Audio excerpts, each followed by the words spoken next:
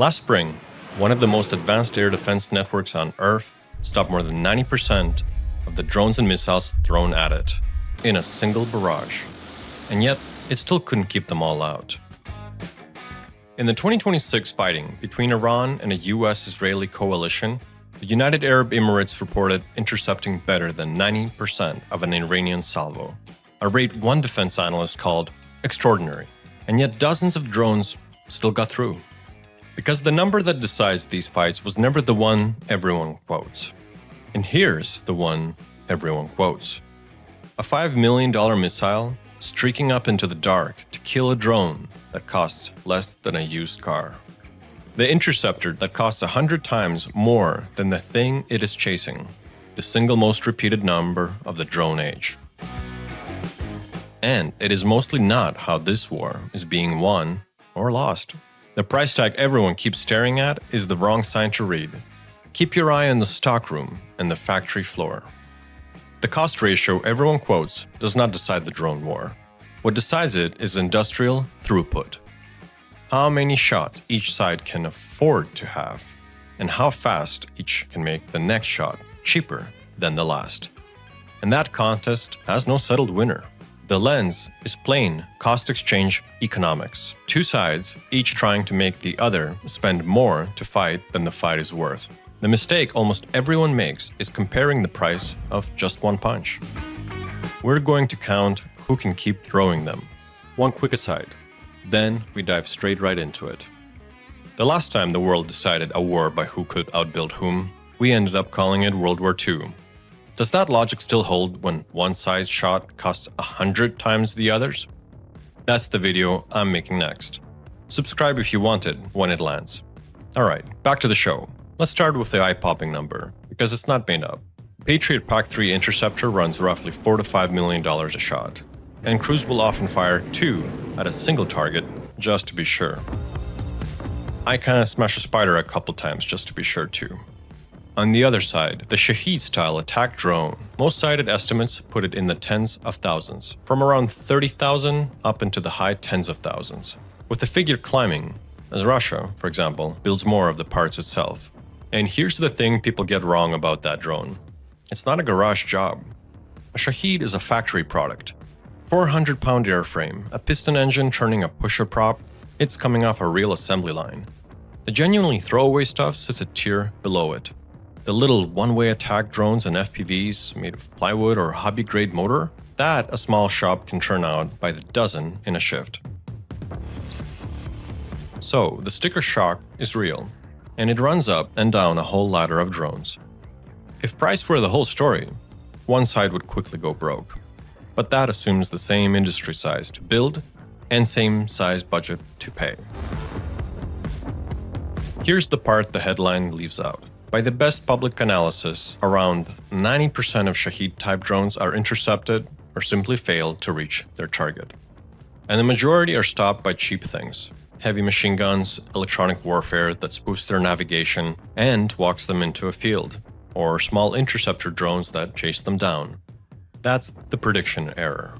Were you picturing a gold-plated missile chasing a rusty lawnmower with wings? The everyday reality is a guy with a machine gun, or a $2,000 interceptor drone built in a workshop. Sure, the expensive missile versus cheap drone does happen. It's a memorable exception, but it's not the rule. So, the defender is of course already adapting on cost. Which raises the next question. Adapting fast enough? That's a different thing entirely. The defender is not standing still. The cost of a shot is falling, on purpose and by policy.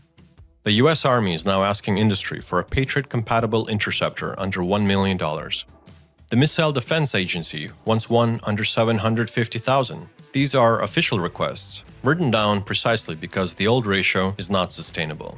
And then there's the one that bends the whole picture. Britain's Dragonfire laser, which their Ministry of Defense says costs just $13 per shot. $13 a pop for a laser beam the Ministry of Defense says can hit a coin from a kilometer away. The Navy plans to fit the first one to a Type 45 destroyer in 2027, 5 years ahead of the original schedule. So, picture the ratio being squeezed from both directions at once. The attackers driving their price down, and the defender is doing the same, which sounds like the defender wins. Except cheaper shots don't help you at all if you don't have enough of them. And that is where the real war is. Forget price per shot for a second. Count the shelf. Ukrainian intelligence estimates Russia is now building Shahed-type drones at several thousand per month. And that rate has been climbing steeply. A few hundred a month 2 years ago, a factory ceiling some analysts now north of 5,000. You cannot buy enough interceptors at any price to beat a large enough swarm. Because the swarm is a factory output, and your magazine is a finite number on a shelf. A laser that fires for $13 still needs power. It needs a clear line of sight and good weather conditions. An interceptor drone still has to be built by someone, somewhere, and faster than the other side can pew pew pew. And this is not a thought experiment. By the spring of 2026, with Gulf states spending down their interceptors against Iranian drone and missile barrages, reporting had the US scrambling to replenish its Patriot and Standard missile stocks. The magazine problem, live in real time. So the question quietly changes shape. It stops being what does one intercept cost and becomes who owns the bigger, faster, and better funded factory. And that's not a missile question.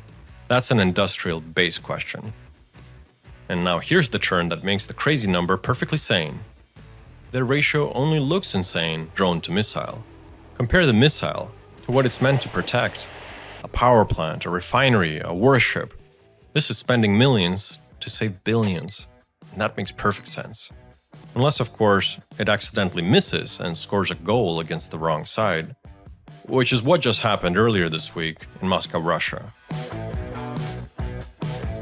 Check out that video above.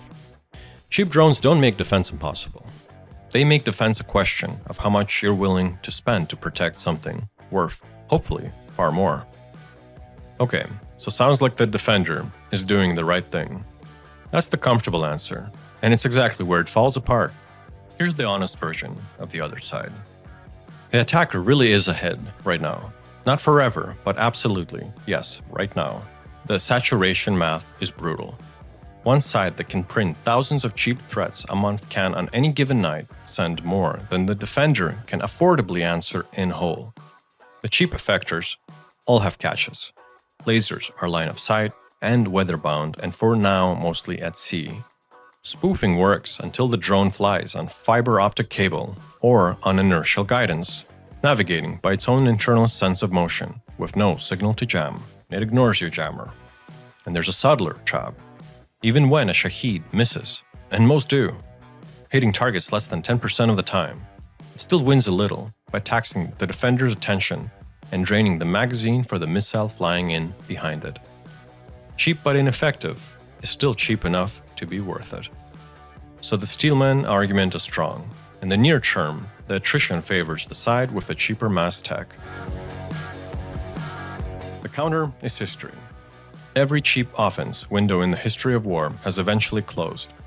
Once the defender industrializes its answer, once the laser, the cheap interceptor, or the gun system stop being prototypes and start coming off the line. The honest open question isn't whether this window closes. It's whether it closes fast enough to matter. Back to that $5 million missile chasing the $50,000 drone. The equivalent of paying a lawyer $10,000 to avoid a $100 traffic fine.